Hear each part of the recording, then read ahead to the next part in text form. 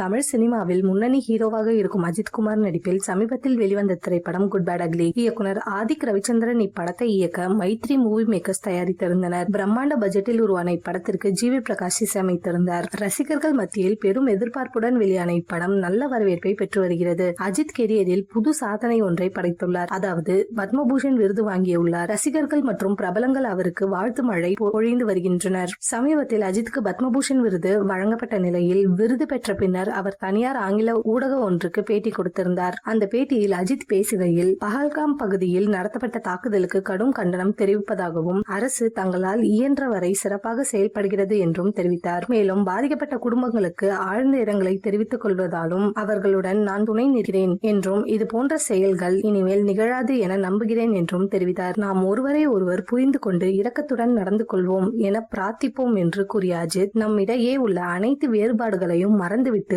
ஒற்றுமையான ஒரே சமூகமாக வாழ்வோம் என்றும் கூறியுள்ளார். ராணுவத்தை சேர்ந்த பலரை நான் சந்தித்தேன். நாம் அனைவரும் அவர்களுக்கு தலை வணங்குகிறோம் என்பதை இந்த நேரத்தில் தெரிவித்துக் கொள்ள விரும்புகிறேன். நாம் இங்கே நிம்மதியாக உறங்கி ஓய்வு எடுப்பதற்கு அவர்கள் தங்கள் பாதுகாப்பு பணியில் ஈடுபடுவதே காரணம். அவர்களுக்கும் அவர்களின் குடும்பங்களுக்கும் அழகான ஒரு வாழ்க்கை அமைய பிரார்த்தனை செய்கிறேன் என்று தெரிவித்தார். ஒருவரை ஒருவர் மதித்து நடந்து கொள்ள வேண்டும். ஒவ்வொரு மதத்தையும் மதிக்க வேண்டும். அதே போல் ஒவ்வொரு சாதிக்கும் மதிப்பளிக்க கற்றுக்கொள்ள வேண்டும். குறைந்தபட்சம் நமக்குள் சண்டை இல்லாமல் இருக்க வேண்டும் என்றும் அவர் கூறினார். அவரது இந்த பேட்டி பெரிய அளவில் தாக்கத்தை ஏற்படுத்தியிருக்கிறது.